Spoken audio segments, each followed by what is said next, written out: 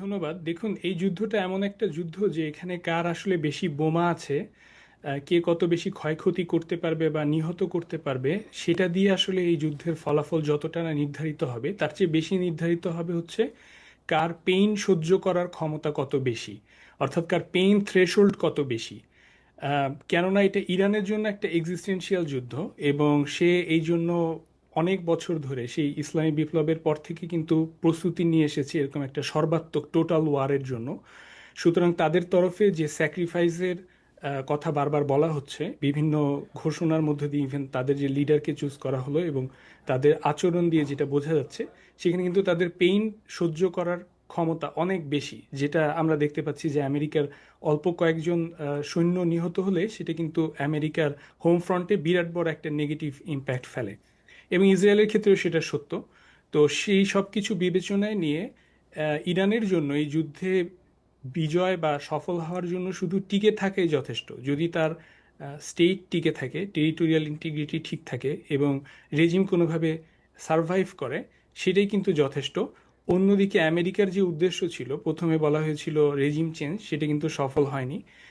ডিনিউক্লিয়ারাইজেশনের কথা বলা হয়েছিল, সেটাও সফল হয়নি। হ্যাঁ, ইরানের অনেক ক্ষয়ক্ষতি হয়েছে, ইনফ্রাস্ট্রাকচারে ক্ষয়ক্ষতি হয়েছে, অনেক হতাহত হয়েছে, কিন্তু যে উদ্দেশ্যগুলো বলা হয়েছিল সেগুলো কিন্তু সফল হয়নি।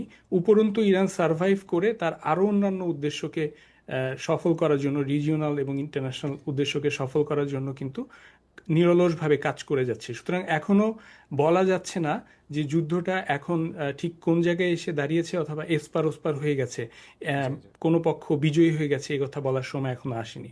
ডক্টর নিঝর, আরেকটি বিষয় হচ্ছে আসলে যুদ্ধ স্বাভাবিকভাবে আসলে এক একবার এক এক পক্ষ থেকে আসলে বলা হচ্ছে, কিন্তু যুদ্ধ কি আরো বিস্তৃত হওয়ার শঙ্কা দেখছেন কিনা? এছাড়া হরমুজ প্রণালী না যদি খুলে তাহলে ট্রাম্পের উপর আসলে কতটুকু চাপ পড়তে পারে বলে আপনি মনে করেন? জি, প্রথম প্রশ্নটার উত্তরে আমি বলতে চাই যে এটা ইতোমধ্যে অবশ্যই একটা রিজিওনাল যুদ্ধে রূপান্তরিত হয়ে গেছে। ইরান কমপক্ষে 11টি দেশে আমেরিকান ঘাঁটি উদ্দেশ্য করে এবং ক্রিটিক্যাল ইনফ্রাস্ট্রাকচার উদ্দেশ্য করে এক ধরনের রিটালিয়েটরি স্ট্রাইক করেছে। সুতরাং এই মধ্যপ্রাচ্য জুড়ে যুদ্ধটা অবশ্যম্ভাবী চলছে। সেই সাথে আপনি দ্বিতীয় যে অংশটা প্রশ্নের মধ্যে করেছেন, হরমুজ প্রণালী, সেটা বন্ধ করার কারণে আমরা যেটা দেখতে পাচ্ছি যে সারা পৃথিবীর উপরে এটার ফলাফল কিন্তু পড়েছে, এবং বাংলাদেশে পড়ছে। আহ, এবং পৃথিবীর মানে এমন কোনো খাত নেই আসলে যেটা এটার সাথে কোনো না কোনোভাবে কানেক্টেড না।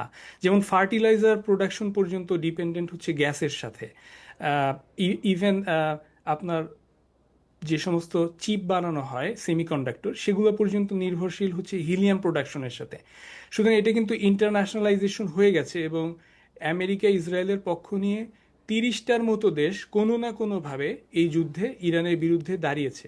সুতরাং এটা আরও স্প্রেড হয় এবং আরও ভয়াবহ রূপ নেওয়া, এবং বিশেষ করে হুরমুজ প্রণালী বন্ধ থাকার কারণে তেলের দাম বেড়ে, যেটা ইরানের প্রতিশ্রুতি যে $200 পর্যন্ত পার ব্যারেল সে নিয়ে যেতে চায়, সেটা যদি হয়, তাহলে আমেরিকান কনজিউমারদের উপর যে ট্রিমেন্ডাস প্রেশার পড়বে। এবং সামনে যেহেতু আমরা জানি নভেম্বর মাসে মিড টার্ম ইলেকশন, জি। সো এটা প্রেসিডেন্ট ট্রাম্পের জন্য একটা বিরাট বড় রাজনৈতিক হুমকি হিসেবে দেখা দিতে পারে। সো প্রশ্নটা দাঁড়াবে যে ইরান কত দূর পর্যন্ত সেই যুদ্ধটাকে ড্র্যাগ করে নিয়ে যেতে পারে, যাতে সে তার উদ্দেশ্যে সফল হতে পারে। ডক্টর নির্ঝর, আরেকটি বিষয় হচ্ছে যুদ্ধবিরতি নিয়ে আলোচনা হচ্ছে। ইরান বেশ কিছু শর্ত, স্পষ্ট শর্ত দিয়েছে। ট্রাম্পের পক্ষ থেকেও নানা ধরনের কথা বলা হচ্ছে। এক্ষেত্রে আসলে কোনো কূটনৈতিক তৎপরতা আসলে চলছে কিনা? জি, আমরা যুদ্ধের একদম শুরুতেই প্রথম উইকেন্ডে যেই শনিবারে হত্যা করা হয় ইরানের নেতাকে, তার একটু পরেই আসলে ট্রাম্পের তরফে কূটনৈতিক তৎপরতাটা শুরু হয়েছিল ইতালির তরফে।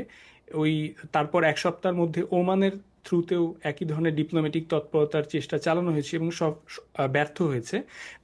সর্বশেষ প্রেসিডেন্ট ট্রাম্প প্রেসিডেন্ট পুতিনকে ফোন দিয়েছিলেন কিভাবে যুদ্ধ থামানো যায় সেই বিষয়ে আলাপ আলোচনা করার জন্য। তো মেইন যে সমস্যাটা এখানে দাঁড়িয়েছে সেটা হচ্ছে ইরানের কোনো কারণ নেই আমেরিকান পক্ষকে ট্রাস্ট করার, কারণ এর আগে তারা পরপর দুটি নেগোসিয়েশন ডিপ্লোম্যাটিক তৎপরতার মধ্যে নেগোসিয়েশন চলাকালীন সময় যাদের সাথে নেগোসিয়েশন হচ্ছিল তাদেরকে পর্যন্ত হত্যা করেছে।